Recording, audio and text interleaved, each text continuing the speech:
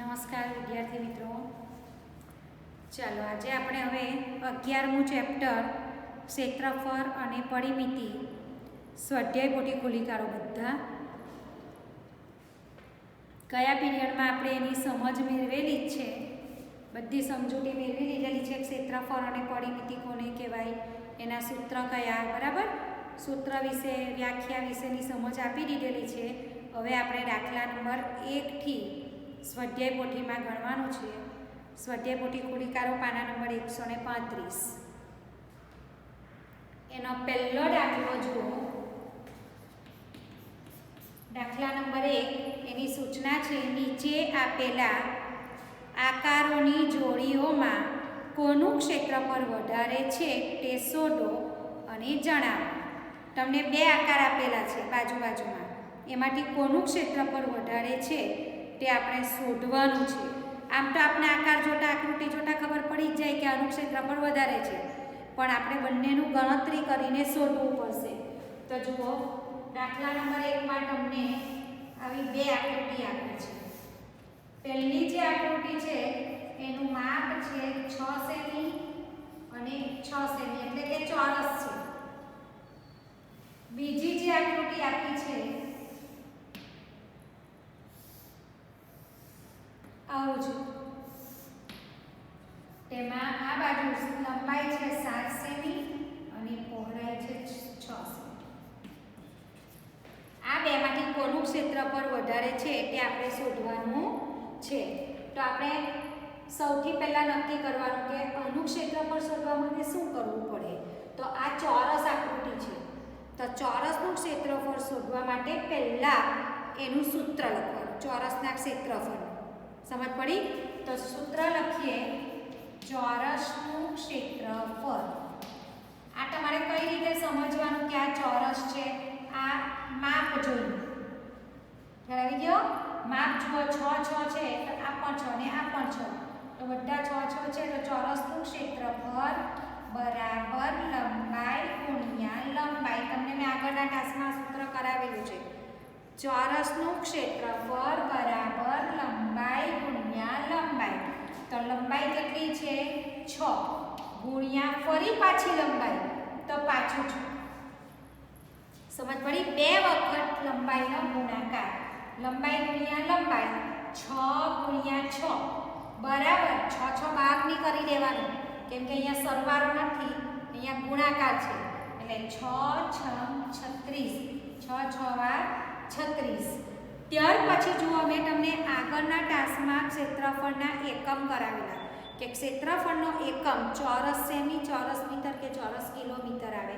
તો અહીંયા સેમી છે, તો જ્યારે જવાબમાં તમે એકમ લગાવો છો ત્યારે ચોરસ સેમી, 36 ચોરસ સેમી એ આ આકૃતિનું ક્ષેત્રફળ આવ્યું. પડી ગઈ સમજ? ચાલો, આ જ પ્રમાણે હવે આ આકૃતિનું ક્ષેત્રફળ શોધીએ. હવે પહેલા જે માપ જોઈ લે, એ ચોરસ છે કે લંબચોરસ તે આપણે જાતે નક્કી કરવાનું. માપ જોઈને, આ 7 સેમી માપ છે અને આ 6 છે, તો આની સામેની બાજુ આ એટલે એનું 7 ને આની સામેની બાજુ આ એટલે એનું 6. તો આ ચોરસ આકૃતિ છે કે લંબચોરસ છે? લંબચોરસ છે. ચોરસ હોય તો બધી બાજુ સરખી જ હોય. આ લંબચોરસ છે, સામેની બાજુ સરખી છે, તો અહીંયા સૂત્ર લખવાનું, લંબચોરસનું ક્ષેત્રફળ. લંબચોરસનું ક્ષેત્રફળ બરાબર લંબાઈ ગુણ્યા પહોળાઈ. કરેલું છે ને આગળ? લંબાઈ ગુણ્યા પહોળાઈ. લંબાઈ છે 7 ગુણ્યા પહોળાઈ 6, બરાબર 7 ગુણ્યા 6, તો 7 6 42 ચોરસ સેમી. આમાં સેમી છે એટલે આગળ ચોરસ શબ્દ લગાવી દેવાનો. સેમી હોય તો સેમીની આગળ, મીટર હોય તો મીટરની આગળ. તો આનું ક્ષેત્રફળ આવ્યું 42 ચોરસ સેમી અને પહેલા દાખલાનું ક્ષેત્રફળ આવ્યું 36 ચોરસ સેમી. ચાલો, તો આ બેમાંથી કોનું વધારે છે? તો કે આ આકૃતિનું ક્ષેત્રફળ વધારે છે. તો નીચે તમારે લખી દેવાનું, અહીંયા A છે ને અહીંયા T છે. તો કઈ આકૃતિનું ક્ષેત્રફળ વધારે આવ્યું? તો નીચે સૂચના લખી દેવાની, આકૃતિ B નું ક્ષેત્રફળ વધારે છે. આટલો દાખલો તમે ગણેલો હોય પૂરેપૂરો તો જ તમને આના 2 માર્ક મળે. પડી ગઈ સમજ? જુઓ, આકૃતિ 1 નું ક્ષેત્રફળ શોધ્યું, આકૃતિ 2 નું ક્ષેત્રફળ શોધ્યું. હવે પહેલાનું 36 ચોરસ સેમી, બીજાનું 42 ચોરસ સેમી. ને કઈ રીતે શોધ્યું તે જોઈ લીધું, બંનેના સૂત્ર લખી દીધા ને ગુણાકાર કરી નાખ્યો. હવે આ બેમાંથી વધારે કોનું આવ્યું તો કે આકૃતિ બી. આકૃતિ બીમાં તમારે ખરું કરી દેવાનું ને બંનેમાં આ આકૃતિની નીચે આ દાખલો લખવાનો, આ આકૃતિની નીચે આ દાખલો લખવાનો. પડી સમજ? જોઈએ તો અત્યારે ખાલી સમજી લો, પછી હું તમને ફોટા મોકલાવું ત્યારે દાખલા ગણજો. ચાલો ચેકી રાખો. હવે આ બીજો દાખલો જોઈએ.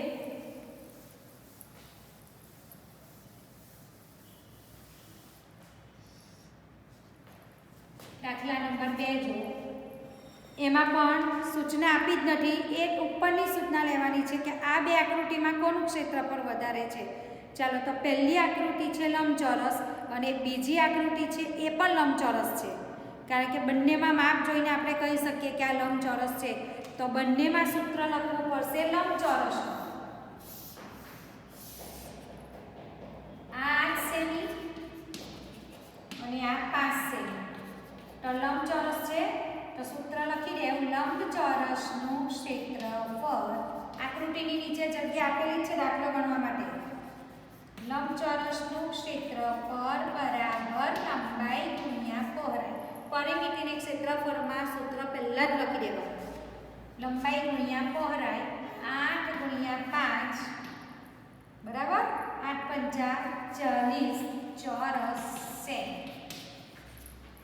થઈ ગયું? બીજું જો, બાજુમાં 9 સેમી ને 4 સેમી છે. ફરી પાછું આ સૂત્ર, લંબચોરસનું ક્ષેત્રફળ બરાબર લંબાઈ ગુણ્યા પહોળાઈ. હવે એની લંબાઈ છે 9 ગુણ્યા પહોળાઈ છે 4, તો 9 ચોક 36 ચોરસ સેમી. એકનું 40 આવ્યું, બીજી આકૃતિનું 36 આવ્યું. તો આ બેમાંથી કોનું ક્ષેત્રફળ વધારે આવ્યું? નીચે ફૂદડી પાડીને લખી દેવાનું. આ વધારે છે ને, તો આકૃતિ એ નું ક્ષેત્રફળ વધારે છે. પડી ગઈ સમજ? પાછળ ફેરવો. પાછળ ત્રીજી આકૃતિ જો, ચોરસ છે અને લંબચોરસ છે ને? એક આકૃતિ ચોરસ છે અને એક લંબચોરસ છે. તો હવે આનું તમને જાતે આવડશે. આ પહેલી આકૃતિ છે એમાં ચોરસનું ક્ષેત્રફળ લખવાનું. ચોરસનું ક્ષેત્રફળ બરાબર લંબાઈ ગુણ્યા લંબાઈ. 7 ગુણ્યા 7. 7 7 વાર 7 ને 7 14 કર્યા તો દાખલો આખો કટતો પડશે. 7 ગુણ્યા 7 છે તો 7 7 વાર 49. 49 ચોરસ સેમી. પહેલી આકૃતિનું ક્ષેત્રફળ આવશે 49 ચોરસ સેમી. બાજુમાં બીજું, એમાં લંબચોરસ છે તો સૂત્ર લખવાનું, લંબચોરસનું ક્ષેત્રફળ બરાબર લંબાઈ ગુણ્યા પહોળાઈ 8 ગુણ્યા 6 બરાબર, એટલે 8 6 48. એમાં આવશે 48 ચોરસ સેમી. ચાલો, બેમાંથી કોનું વધારે છે? આનું 49, આનું 48. તો આકૃતિ એ નું ક્ષેત્રફળ વધારે છે. ફૂદડી પાડીને લખી દેવાનું નીચે. હવે આવો દાખલા નંબર 4. ત્રીજો તમે જાતે કરજો. ચોથો જો, ચોથામાં લંબચોરસ છે પહેલી આકૃતિ, તો આપણે લંબચોરસનું સૂત્ર લખવું પડશે. લંબચોરસનું ક્ષેત્રફળ બરાબર લંબાઈ ગુણ્યા પહોળાઈ. લંબાઈ છે 11 અને પહોળાઈ છે 3. 11 ગુણ્યા 3 11 તાલી 33 ચોરસ સેમી. 33 ચોરસ સેમી.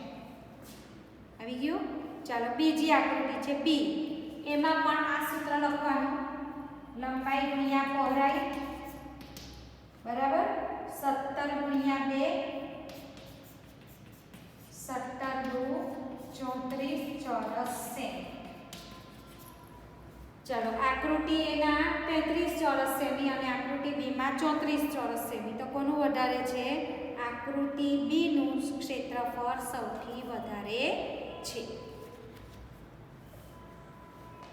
હવે આ રીતે તમને આકૃતિનું ક્ષેત્રફળ શોધતા આવડી ગયું. તો આ પ્રમાણે દાખલા તમારે ગણવાના છે. હવે આવો દાખલા નંબર 2. આ દાખલામાં જરાક સમજવું પડે. સૂચના મુજબ કરો.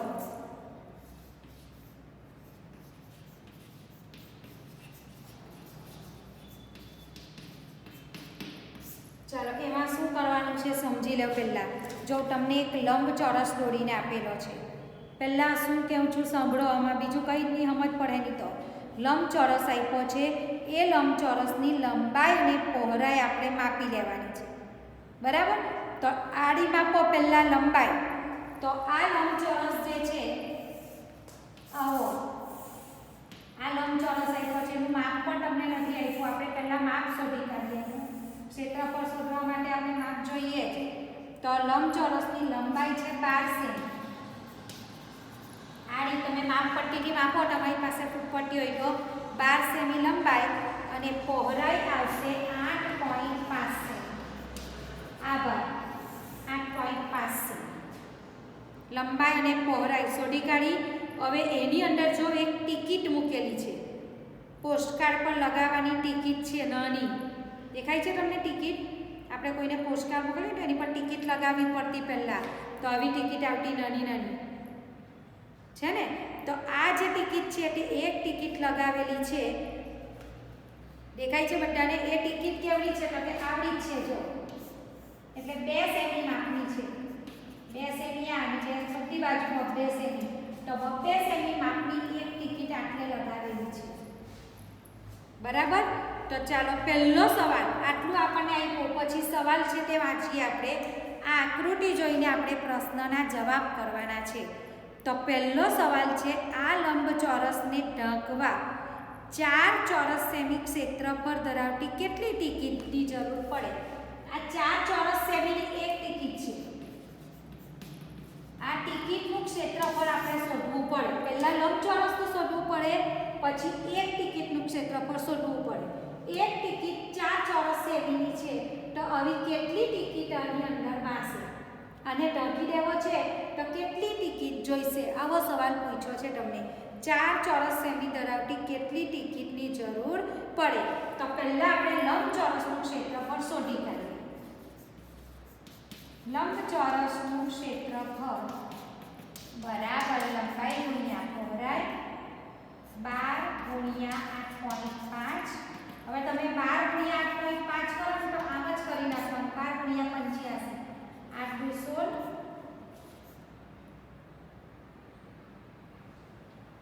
5 દુ 10 કર્યું. જો એકમનું 0 પછી 8 દુ 16 6 વધી 1 8 1 9 પછી 5 દુ 10 0 વધી 1 5 1 5 6 0 6 દુ 12 2 વધી 1 9 ને 1 10. આટલો જવાબ આવ્યો. હવે આપણે શું કરવાનું? જો અહીંયા 8.5 છે એટલે એક દશાંશ છોડીને ટપકું છે તો એ રીતે જવાબમાં મૂકી દો. તો 102 પછી દશાંશ ચિહ્ન આવે 0 છૂટું પડી જશે. એટલે આનું માપ આવશે 102 ચોરસ સેમી. ક્ષેત્રફળ આવશે 102 ચોરસ સેમી. પડી ગઈ સમજ? આખા લંબ જો આવું શોધવાનું હોય ને તો પહેલા લંબચોરસનું ક્ષેત્રફળ શોધી કાઢો, પછી એક ટિકિટનું શોધી કાઢો. ખ્યાલ આવે? પછી ભાગાકાર કરો. તો આ લંબચોરસનું ક્ષેત્રફળ આવ્યું 102 ચોરસ સેમી. હવે એક ટિકિટ એમાંથી 4 ચોરસ સેમીની અંદર લગાવેલી જ છે. તો આનું ક્ષેત્રફળ 102 છે. એમાંથી આપણે આ 4ની બાદ કરી નાખીએ. 4 ચોરસ સેમી એક ટિકિટ લગાવેલી જ છે તો એનું ક્ષેત્રફળ બાદ કરી નાખવા માટે. તો 102 માંથી 4 બાદ કરી નાખીએ એટલે જવાબ આવે 98 ચોરસ સેમી. હવે આપણે 98 ચોરસ સેમી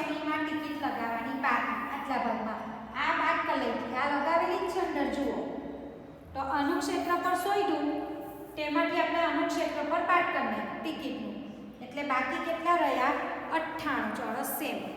તો હવે આપણે પહેલો સવાલ ગણીએ. જુઓ, આ લંબચોરસને ઢાંકવા 4 ચોરસ સેમી ક્ષેત્રફળવાળી કેટલી ટિકિટની જરૂર પડે?